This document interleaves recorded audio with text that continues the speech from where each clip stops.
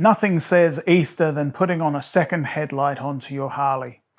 We've got an odd day today. 1 minute it's super hot, with sun's out, and the next minute it's torrential rain, so I thought I'd take the opportunity. So what I've done is I've got a waterproof connector right here. And basically the idea behind that is so that I can take this off when I don't need it. We do not have street lights in where I live anyway, and it gets very dark very quickly. So I need that external light. Now I saw this on a bike on a video from Born Free where he had mounted a big light right there. There's a couple of problems with that, of course, and I think you probably can see that from the front there. It's going to shine right onto here. His was a long fork shot chopper, so he actually had more room between his tyre and where the mounting was. The other issue is it's also facing down slightly and I can't get it any higher. I'll show you what it looks like, but I've made the decision to actually hang it off here. And I've got a bracket from the hardware store and I've got to modify it.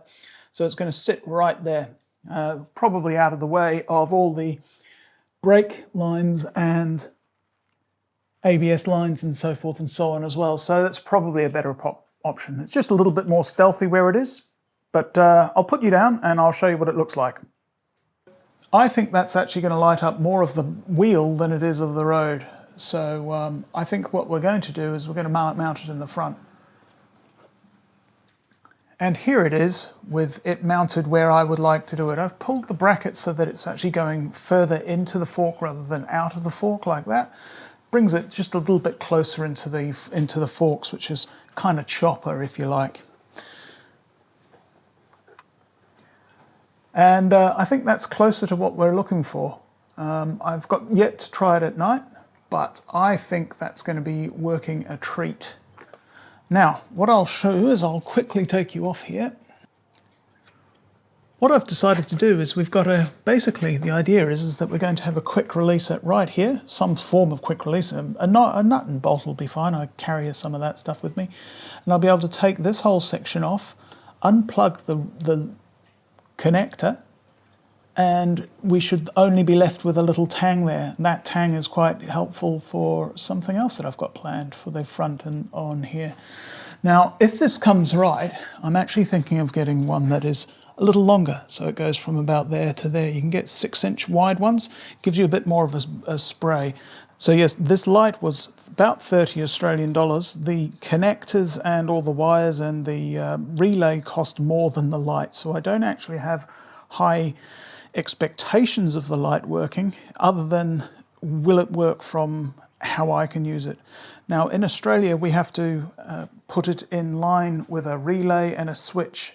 It can only turn on if your high beams are on up here, as well as the switch wherever you decide to make the switch.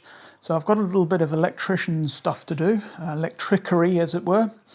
But basically I'm going to go underneath the tunnel. I'm going to hopefully do all of the connections and relays and so forth under the seat, give it a bit more out of the way of the water and the environments, because I do ride this bike during the rain and it does see a lot of mud and so forth. So that's where we're at for right now. We'll pick it up a little later. Bonus round. I had to take the chrome center section off the bike so that I could get to the high beam indicator behind the switches there, so that I could get to the blue-white wire so I could tap into it. I'll put a little image of the wiring diagram I'm going to use to be all legal in Australia for that sort of thing. Anyway, one thing that's been annoying me about this gauge cluster, there are two things actually, but the one that's really annoying me is that it's got condensation in it. I can't get rid of it. And normally it's okay. Normally it sits just in this little sort of half moon, sort of half circle area just down here.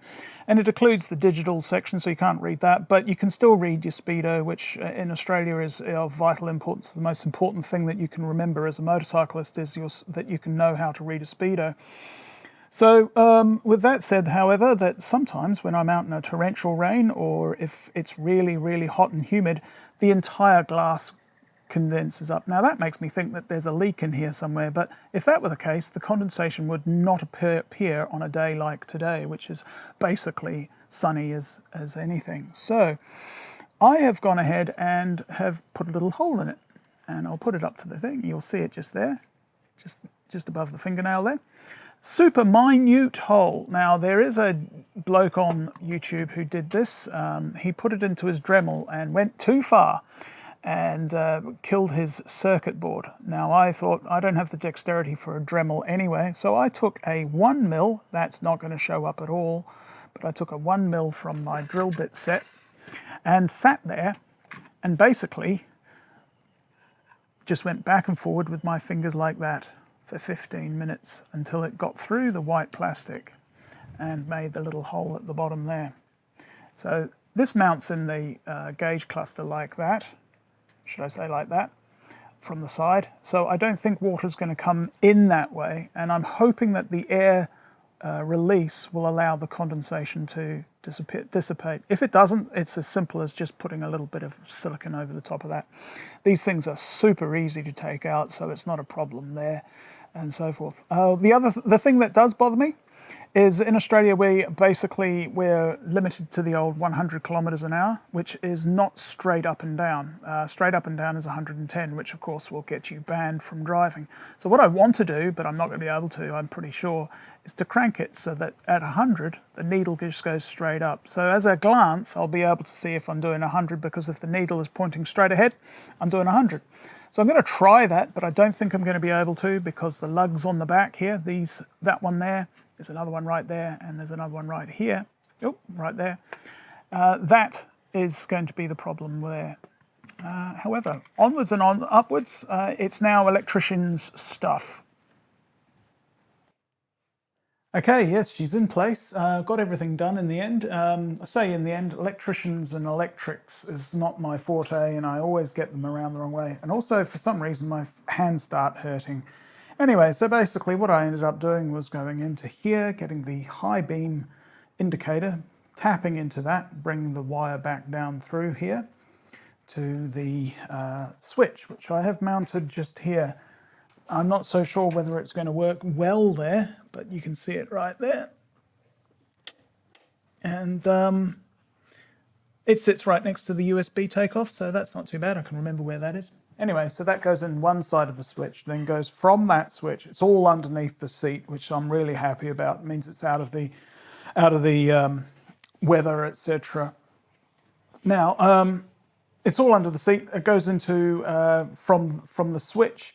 It goes into a relay. The relay has power ground, then fires its power out back down the line through this section right here. I've got to do something about this yet. I'm probably going to just zip it up to there.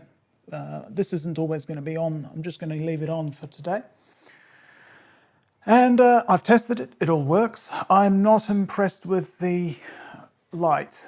I thought I wouldn't be, but I've just upgraded my main headlamps to some blue Xeons, and this thing is overpowering this by a big way, but it might add something, so I'm not too out of the whack. Also, I've got a bit of a problem. I've got to put in a resistor in this one. For some reason, it's setting off a CAN bus error, so I've still got to do that.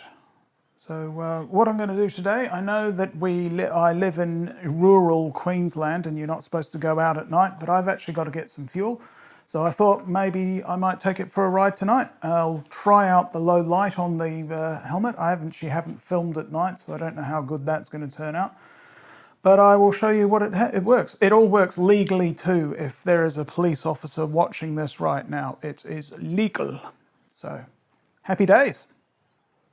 So this is got a little bit more light in the air, so I might take this up a little later just to see the full thing. We're about I don't know, 20 minutes, 30 minutes away from a petrol station. Excellent. So now I should be able to, we'll just get out of these iridium lights because that's not really fair. So at the moment, what I'll do is we'll switch it off.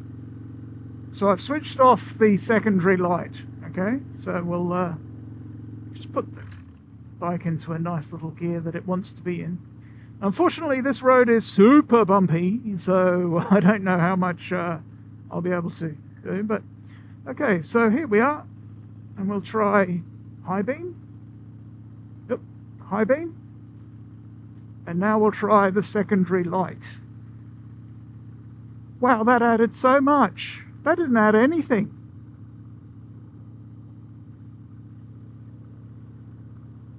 Jesus. That's not adding anything, is it, fellas? I've turned it off. On. It's doing absolutely nothing. Oh, well, I might have to... I don't even know what's the point of it then. Now, it is actually a eBay Chinese rubbish. I'm going to go on this side. I'm not dealing with that. That's a real nasty piece. So, yeah, that could be what it is. It could just be that it's eBay and I've got to probably put a proper one on. But holy shit, that's bad. Anyway, on that note, thanks for watching and good night. Well, at least I've got a good mount for the air freshener.